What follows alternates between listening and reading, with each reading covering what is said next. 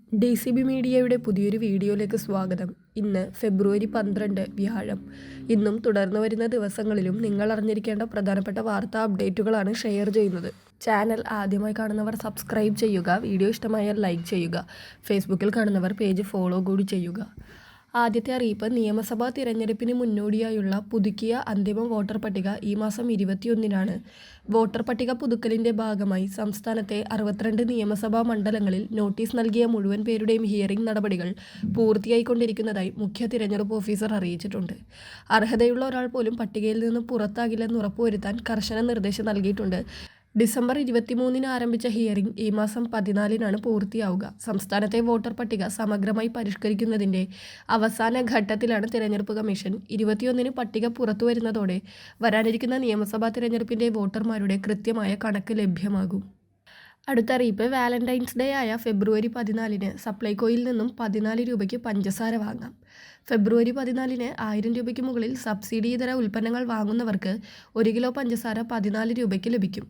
നിലവിൽ 43 രൂപ 50 പൈസയാണ് 1 കിലോ പഞ്ചസാരയുടെ വിപണി വില. 500 രൂപയ്ക്ക് മുകളിലാണ് നിങ്ങൾ വാങ്ങിക്കുന്ന സബ്സിഡി ഇതര സാധനങ്ങളുടെ വിലയെങ്കിൽ 14 രൂപയ്ക്ക് 1/2 കിലോ പഞ്ചസാരയാണ് ലഭിക്കുക.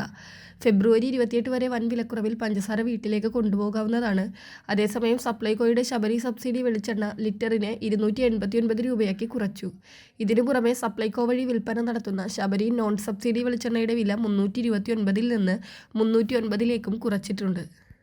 അടുത്ത അറിയിപ്പ്, രാജ്യത്ത് സാമ്പത്തിക ഇടപാടുകളിൽ സുരക്ഷയും സുതാര്യതയും വർദ്ധിപ്പിക്കുന്നതിന്റെ ഭാഗമായി ഏപ്രിൽ 1 മുതൽ പാൻ കാർഡ് നിബന്ധനകളിൽ മാറ്റം വരികയാണ്.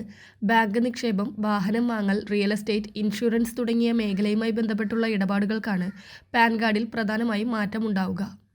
ഒരു സാമ്പത്തിക വർഷം ഒന്നോ അതിലധികമോ ബാങ്ക് അക്കൗണ്ടുകളിലായി 10 ലക്ഷമോ അതിൽ കൂടുതലോ രൂപ നിക്ഷേപിക്കുകയോ പിൻവലിക്കുകയോ ചെയ്യുമ്പോൾ മാത്രമാണ് ഇനി മുതൽ പാൻ കാർഡ് ഉപയോഗിക്കേണ്ടത്. നിലവിൽ 50,000 രൂപയിൽ കൂടുതൽ ഏത് ബാങ്കിൽ നിക്ഷേപിക്കണമെങ്കിലും പാൻ കാർഡ് വേണം. ഇരുചക്ര വാഹനങ്ങളടക്കം മൂല്യം 5 ലക്ഷത്തിൽ കൂടുതലാണെങ്കിൽ മാത്രമാണ് ഇനി പാൻ കാർഡ് വിവരങ്ങൾ നൽകേണ്ടതുള്ളൂ. നിലവിലെല്ലാ മോട്ടോർ വാഹന വാങ്ങലുകൾക്കും പാൻ കാർഡ് നിർബന്ധമാണ്.